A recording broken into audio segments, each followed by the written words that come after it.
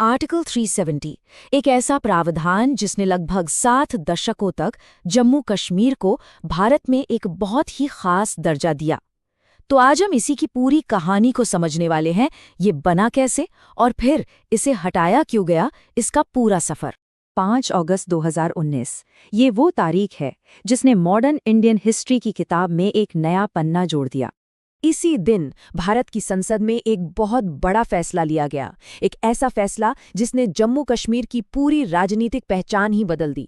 सरकार ने ऐलान किया कि संविधान से आर्टिकल 370 को हटाया जा रहा है और इसके साथ ही राज्य का वो खास दर्जा भी खत्म हो गया।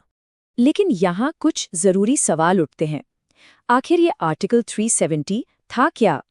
कश्मीर को ये स्पेशल स्टेटस मिला ही क्यों? और फिर इतने दशकों बाद 2019 में इसे हटाने का फैसला क्यों लेना पड़ा? चलिए इन्हीं सवालों के जवाब ढूंढते हैं। इस पूरी कहानी को समझने के लिए हमें थोड़ा सा इतिहास में पीछे जाना होगा। तो शुरुआत करते हैं कश्मीर के भारत में विलय से। तो बात है 1947 की। ब्रिटिश इंडिया का बंटवारा हुआ और भारत पाकिस्तान 2 देश बने। उस वक्त जम्मू और कश्मीर एक रियासत थी जिसके शासक थे महाराजा हरी सिंह। उन्होंने शुरू में तो सोचा कि स्वतंत्र ही रहा जाए, लेकिन फिर अक्टूबर 1947 में पाकिस्तान के समर्थन से कबायली लड़ाकों ने कश्मीर पर हमला कर दिया।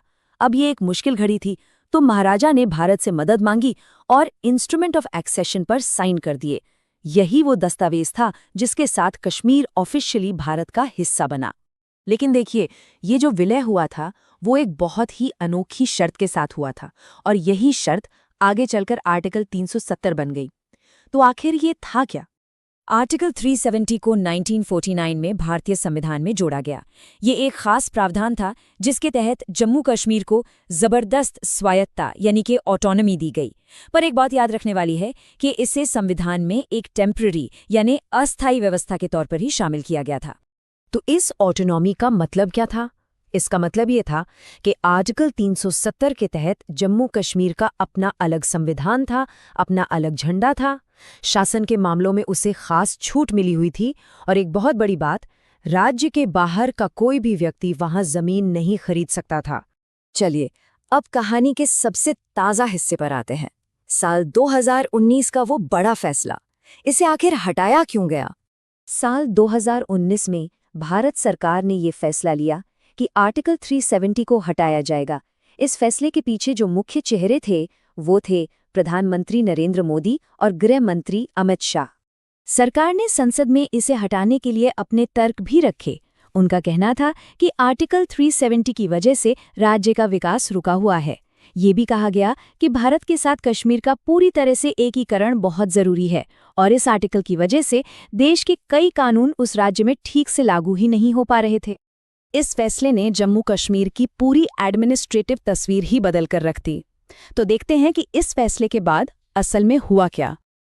5 अगस्त 2019 के बाद जम्मू कश्मीर का वो स्पेशल स्टेटस तो खत्म हो ही गया, पर इतना ही नहीं, पूरे राज्य को 2 केंद्र शासित प्रदेशों में बांट दिया गया।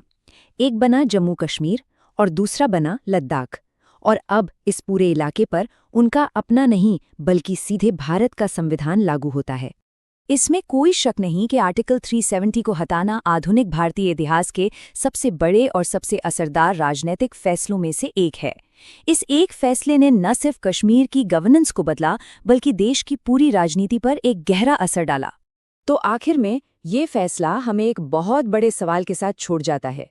इसने इस पूरे क्षेत्र के भविष्य को और जियोपॉलिटिक्स में उसकी भूमिका को किस तरह से एक नया आकार दिया है, और इसका असर आने वाले सालों में कैसा दिखेगा।